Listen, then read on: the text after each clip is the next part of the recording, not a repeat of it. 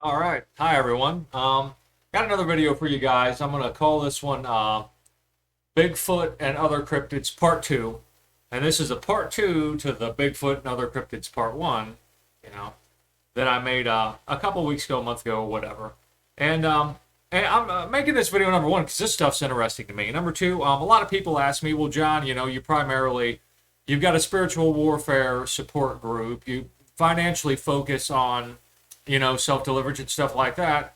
Why are you getting into this Bigfoot stuff? It seems like you're kind of ruining what little reputation you have and this, that, and the other, and blah, blah, blah, blah. And I'm going to answer those critics today.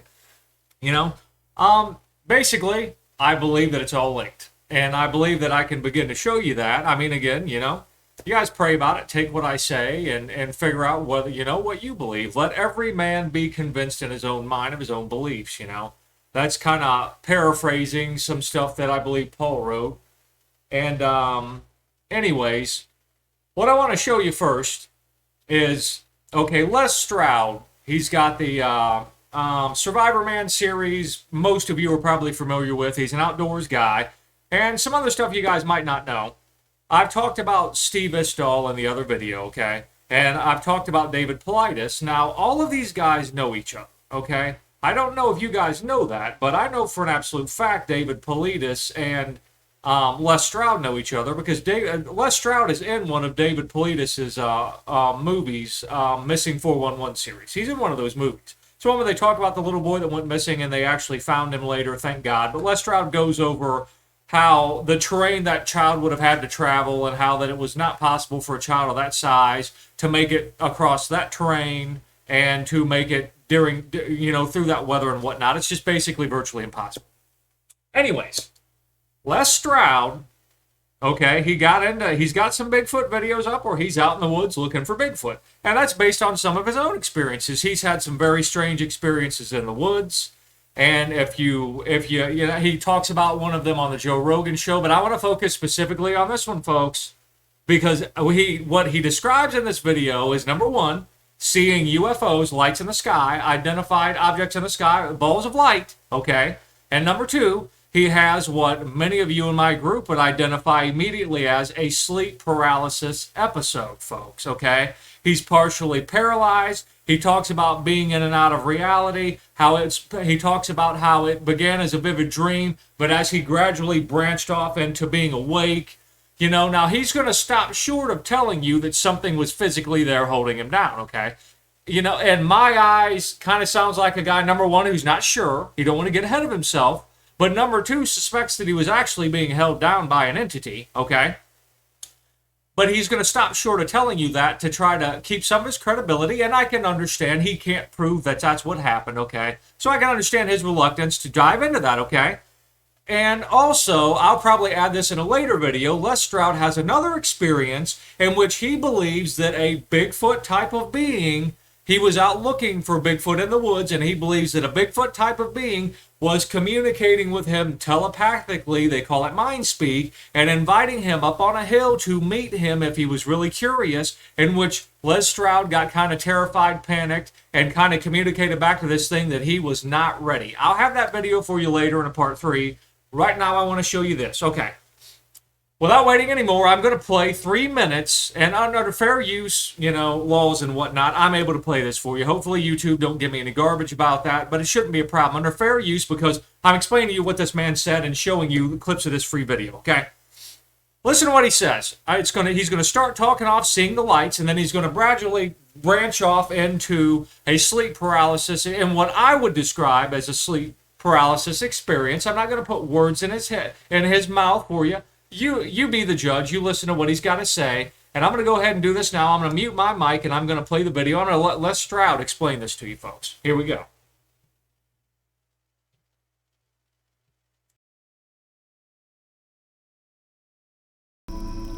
As my night continues, things get weird. I see large, strange lights over a distant mountain hovering in the sky. If it was a jet, it would have been 5 times bigger than the Concorde. 4 massive lights sat still and unmoving. By the time I set up my camera, they were gone. I shrugged it off and tried to get some sleep. Here's a weird thing about that. So yeah, This was the first time I had any experience whatsoever that you might want to say, oh, it was a UFO, you know. But I saw these massive lights in the sky, and they weren't moving. It's so big that you just wonder, like, is everybody seeing this kind of thing? Although I was out in the middle of nowhere, but it seemed like they were so big that anybody from, you know, a town that was 50, 70 miles away would still see them. And they were there for almost 20 minutes. So why didn't I film them? I'm a filmmaker. I'm a cameraman. I should have filmed them. Do you know it didn't occur to me? That's the weirdest thing. I just sat there watching them, and it never occurred to me to go and film them.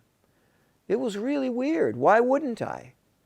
You know, wouldn't that be amazing to get that on camera? I mean, so putting some conjecture in there. I mean, it's like I was kind of hypnotized is too strong, but certainly I was just zoned out. Finally, when I went to go get the camera, and I come back and they're gone. Strange, strange, strange.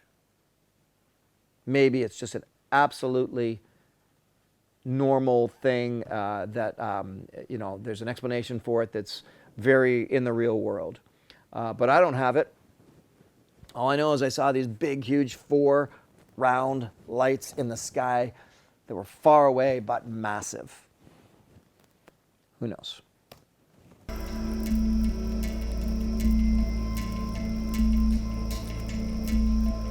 Oh man, I just had the most insane dream. I fell asleep and fire got cold, and I dreamt that a Sasquatch came and was sitting on top of me and not letting me get up. And it became super vivid just for that moment, you know, in between dream and awake, where you think it's real. I lit a big fire. So, to explain that, well, let me see if I explain it. We've all had vivid dreams, but this went beyond that.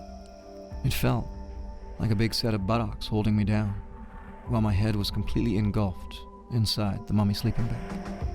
I struggled to get my upper arm free and to pull my head out from the bag, at this point wide awake and still feeling trapped. And the second I did get my face out of the bag, the feeling disappeared. Perhaps just a coincidental dream. I can't dispute that. But it sure didn't feel like one. The next morning, things get even stranger.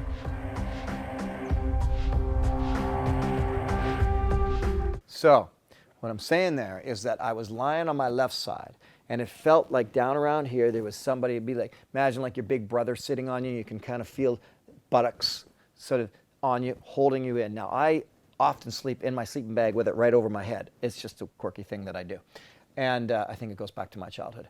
And so I was in the bag, right? And kind of like this and trapped. And my right arm was actually, like I couldn't bring my right arm up. And I got more and more awake. So it went from dreamscape to lucid dream to I'm awake and I still can't move. When I finally wriggled myself so that I could do this with my sleeping bag, it was like this. It was like, whew, and it was gone, right? It was just, I did that and the feeling left. All I'm doing right now is telling you a true story as far as my brain can remember it. I'm not even going to try to explain it because I can't.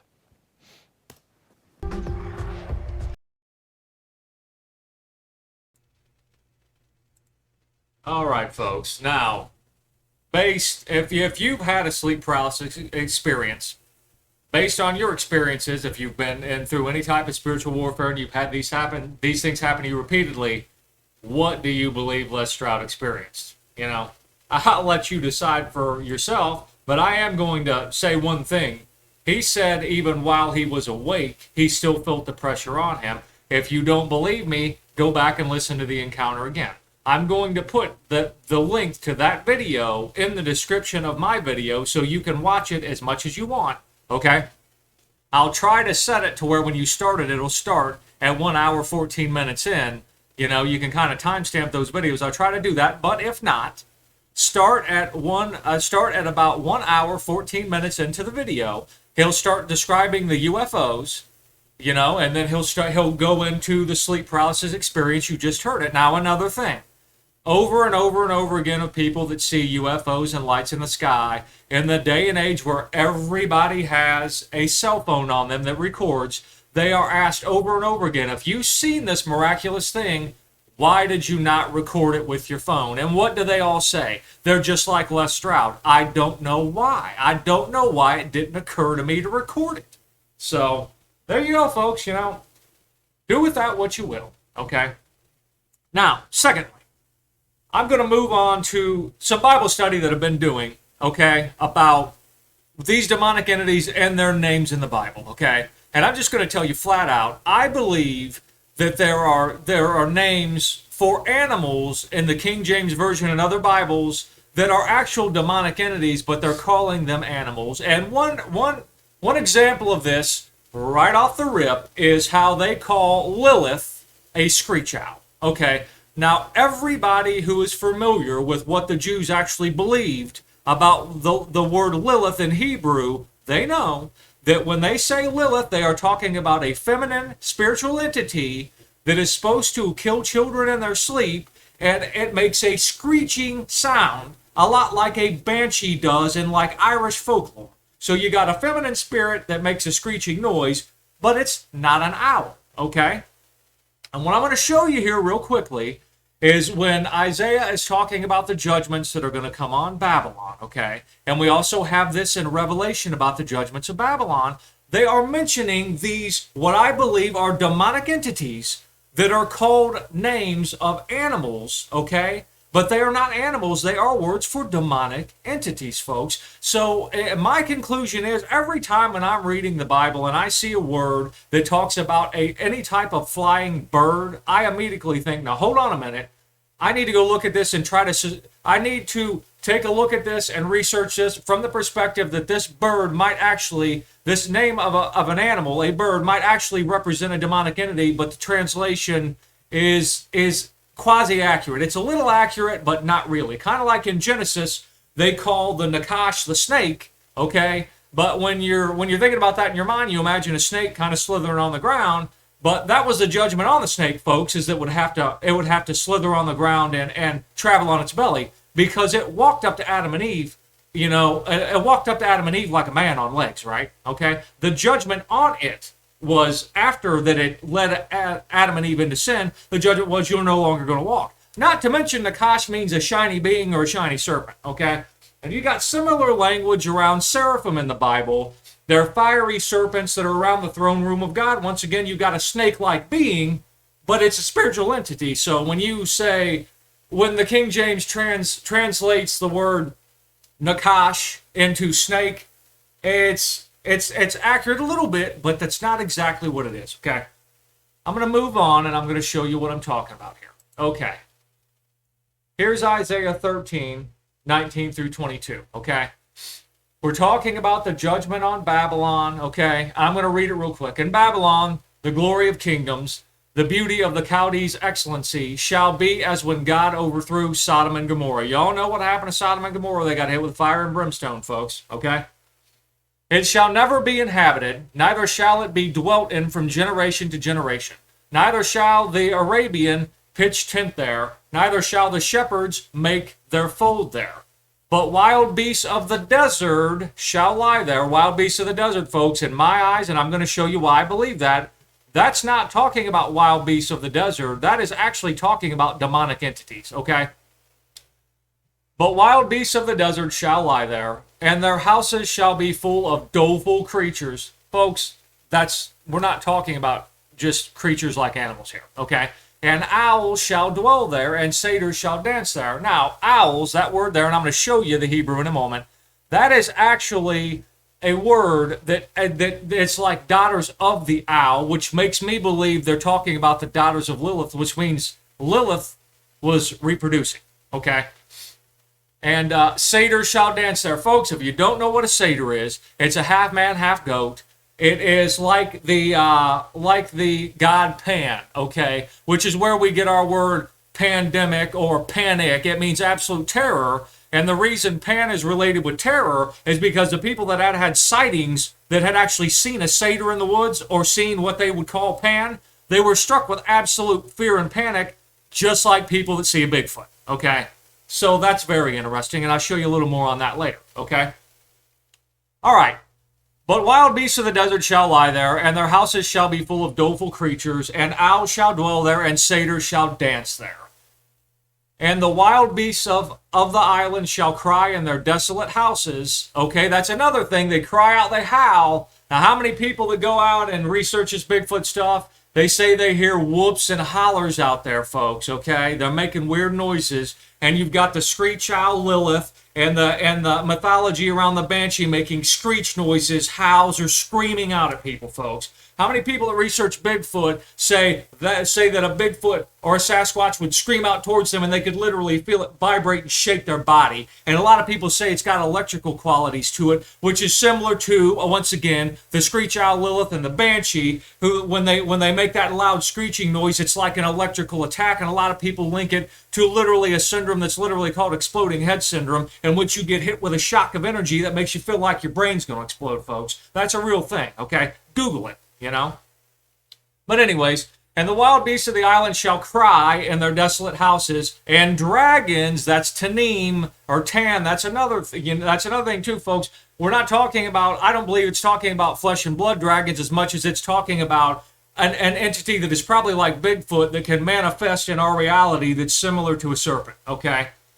And dragons in their pleasant places, and her time is near to come, and her days shall not be prolonged. Okay, now let me show you what I'm talking about.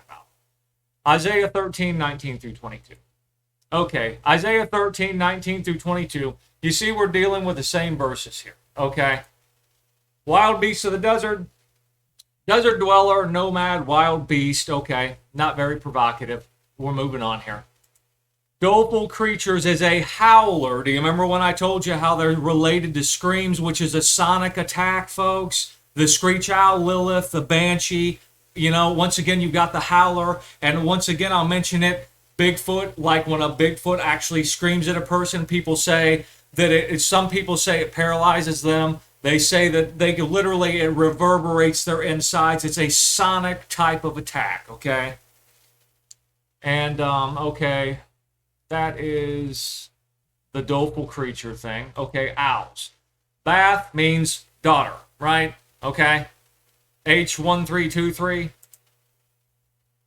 Ya'ana means an owl, okay? So it is quite possible, in my understanding, that this is just translated, these two words that are just translated as owls actually means daughter of the owl, and we know Lilith is a screech owl, so perhaps is that an offspring of Lilith somehow. And notice again, people say demonic entities don't have a sex. Some people do. Some people that are stuck in the Stone Ages on this stuff say that. You've got a feminine, because this is called a daughter of the owl, okay? This is a feminine owl-type creature, okay? And some people say, oh, now, John, hold on a minute now. We're just talking about animals here. Well, then why is the name Satyr here, okay? He-goat, fawn, devil, goat, hairy kid. This is not a male goat, folks. Literally, you can Google satyr, okay? And a satyr is, like the demonic entity Pan that I'll get in later, is a half man, half goat. And y'all know, if you followed me very long at all, that's a Nephilim, folks. That's a half human, half animal, kind of hybrid. Kind of, you know, it's a type of entity. And that's another thing about Pan. Pan is the son of Hermes, a god, which would actually be a fallen angel in you know, Christian theology, okay? So this thing is a Nephilim, okay? Moving on, we got the wild beasts of the islands. Okay, once again, you've got the word that implies they're howlers. Okay, they're making noise. It's probably about a sonic attack. Okay, and shall cry. Okay, and right here, dragons. I wanted to touch on this. This is Tanin. Okay, right here.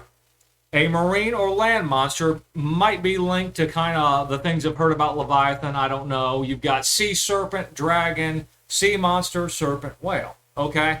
Now, you begin to see what I'm talking about how these are not animals in this description here. That in my belief, and I think I'm making a pretty convincing case for it, that these are demonic entities that are being talked about here, and that we have experienced, some of us have experienced spiritual attacks from these type of entities, kind of like what Les Stroud is talking about and other people that have experienced the sonic attacks. I hope you understand what I'm saying, folks. I don't want to make this video too long, but I want to show you where that other verbiage is, okay? Revelation 18:2. And he cried mightily with a strong voice, saying, Babylon the great is fallen, fallen, and is become the habitation of devils, the hold of every foul spirit, and a cage for unclean and hateful bird. Once again, what did I tell you? You see bird, you might be dealing with a demonic entity here. That's Revelation 18:2. Now, I'm going to pull that up. I don't know if I'll do the other verse in Isaiah yet or not. We'll see what the Holy Spirit leads me to do. Okay. We are looking at Revelation 18:2. And he cried mightily with a strong voice, saying, Babylon the great is fallen, and is become the habitation of devils. What's that word? Daemon, demon. That's where we get the word demon, folks. A demon, supernatural spirit. So, similar to what Isaiah was talking about when a lot of people are trying to say he's talking about animals, we've got the same verbiage here in Revelation, and it is plain as day we're talking about demonic entities, folks. The hold of every foul spirit. Jesus Christ cast out unclean spirits out of people, foul spirit, word for spirit, cage, once again, unclean, and like I said, hateful bird, okay, hateful, and then we have bird here, a birdling bird, foul. Now, folks, if you think that we're talking about just angry birds out here that are just chirping madly in the trees, I think you're sorely mistaken. I think we're talking about a being, a spiritual being, a fallen being that is linked somehow to the form of a bird, just like the Nakash is linked to a form of the serpent. Okay? That's what I'm saying. You decide how you want to, what you feel about that. Okay? Once again, in Isaiah 34:11 through 15, you've got more bird-type beings like the cormorant and the bittern. These are birds. I'm telling you, folks, they're not talking about physical birds here. We are talking about demonic entities that are linked to a bird, like Lilith is linked to an owl, okay? Like Ishtar is linked to an owl. But the cormorant and the bittern shall possess it. The owl also and the raven shall dwell in it, and he shall stretch out up on it the line of confusion and the stones of emptiness. Folks, my contacts are moving around, and my vision's a little blurry. It's aggravating me, but I'm gonna try to get through this, and I hope it don't hold me up too much. They shall call the nobles thereof to the kingdom, but none shall be there, and all her princes shall be nothing. Again, I'm sorry, we're talking about the judgment on Babylon, and this is another time that Isaiah is talking about in Isaiah 34. And the thorns shall come upon in her places, nettles and brambles in the fortresses thereof, and it shall be an habitation of dragons and a court of owls, okay? A court for owls, okay? Now, if you're probably starting to notice, we've got some video games out here called Angry Birds, and you've noticed, and if you follow comic books much at all and whatnot, Batman kind of had a big throwdown with like an Illuminati-type family called the Court of Owls. So you see how, in literature and media, they reuse these themes, folks, and they kind of spin it and use it how they want. But I think it's kind of a little tongue-in-cheek little laugh they have amongst themselves about how they kind of flirt with the truth in front of us and we're too stupid to pick up on it. Anyways, moving on. The wild beasts of the desert shall also meet with the wild beasts of the island, and the satyr, okay, the half man, half goat, Pan, shall cry to his fellow, and a screech owl also shall rest there and find for herself a place of rest. Once again, screech owl, that is Lilith. I'm going to show you that before I move on here. There shall the great owl make her nest. The great owl. We're probably literally talking about Lilith, okay? Obviously, from what we were reading here, it would seem that this Lilith thing can reproduce. But I think when they say the great owl, we're probably talking about, like, the first one, okay? Or at least the one that rules over the other ones. Maybe not the first, but the one that rules over the others. There shall the great owl make her nest and lie and hatch, that's interesting, and gather under her shadow, there shall the vultures also be gathered, every one with her mate, okay? So once again, folks, you know what? I just can't resist but to beat people over the head with this, because over and over and over again, we are told that these entities have sexes. You've got a he-goat, you got a she-owl, this, that, and the other. You got daughters of an owl, and people try to say, oh, well, angelic beings don't have a sex, John. That's garbage. They do. They are feminine and masculine, okay? That is what the Bible says. Either you believe it or you don't, you know? Now, that's my perspective. You don't interpret it that way, that's fine. Because I'm not trying to tell anybody what to think. I want to tell people what I think, and then you make up your own mind. Because I'm not going to be responsible for you, okay? You're responsible for what you think. Just like you're responsible for what you choose and what you do. I'm not taking responsibility for that. But I will tell you what I think, so I believe you can make an informed decision. That's my goal, okay? Now, let's go back here because I want to show you Screech Owl, okay? That was in Isaiah. All right, where'd you go? There it is. Man, my contacts are messing with me. Prayers would be appreciated. Okay. All right, now here's the verses that I just read to you from Isaiah 34, like 11 through 15. Okay, this is it with the Hebrew words. Once again, I'm going to show you. We're talking about satyrs, okay? That's a devil, goat. That's Pan, folks. We're talking about beings like Pan, okay? And once again, you got him crying to his fellow, okay? They're hollering out, folks, you know. I mean, you could kind of see how this might be an example of like the sonic attack or how they communicate. And you've got Screech Owl, which is the Hebrew word Lilith, a night specter screech owl. Now, why, my complaint about the King James, why didn't the King James Bible, I love the King James Version. It is the best translation that we have. I would not deny that. But boy, do I wish they would have just put here night specter instead of screech owl. Because so many people think when they see owl that this is about an animal, and they never think twice about what this really means, okay? It's kind of like similar to Genesis 6:4 when the Nephilim were just called giants. Because that enabled people back then to say, oh, well, that's just a genetic defect. But the word Nephilim literally means fallen ones, and being the sons of God, we know that they are the Nephilim hybrids. I just wish that it was worded in a way that people could better understand what's being discussed. But I'm not going to question God. Everything happens for a reason. Wisdom is there for the ones that want it. I'm going to tell you that right now. Okay. Now that we've established this is what we're talking about, Great Owl, I can't remember what this was. Okay, this is Kipos. I'll look into this a little later. It's kind of interesting that it's associated with an arrow snake, but okay. And Pan, let's go here. Let me get through this. Okay. This is what I'm telling you that satyr means, okay? Pan, once again, this is where we get our words pandemic and the word panic, and that comes from the people that have ran into these things in the woods. They are absolutely terrified, which is identical to the accounts of people that run into Bigfoot and get hit with a sonic attack scream, to where they are literally paralyzed in fear, scared for their lives, scared to death, okay? Pan is the son of Hermes, which is a son of Zeus, okay? And Pan is half goat, okay? And Pan's mother is a nymph that Hermes had sex with, okay?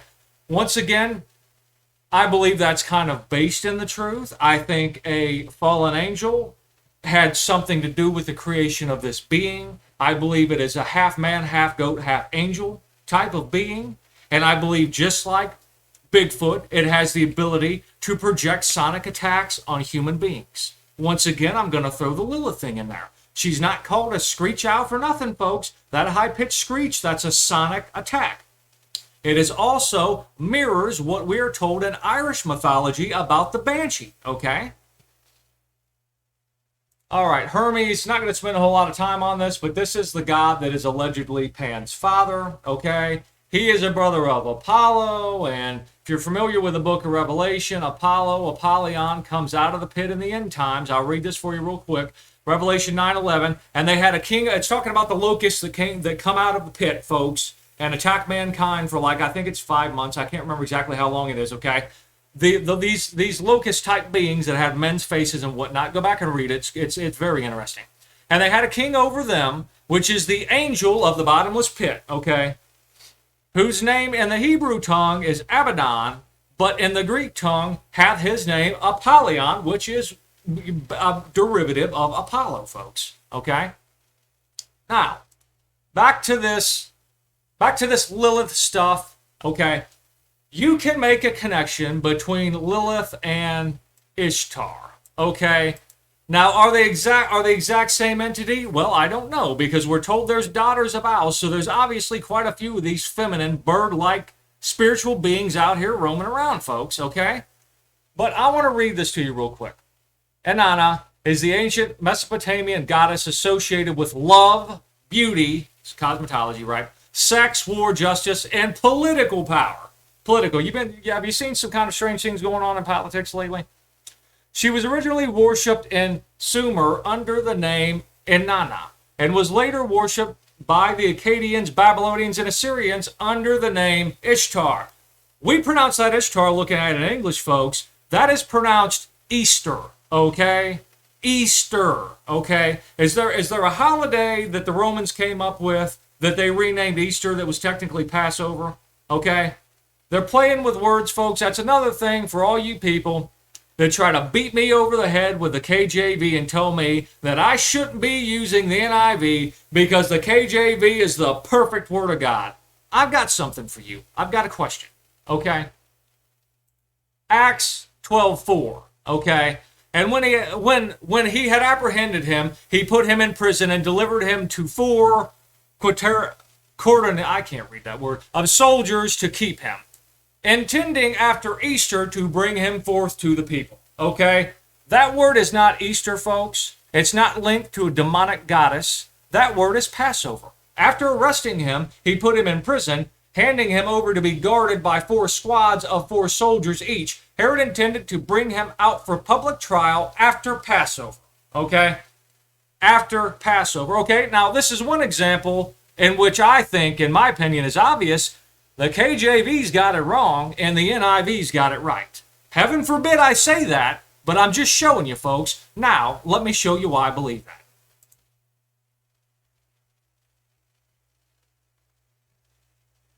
Okay.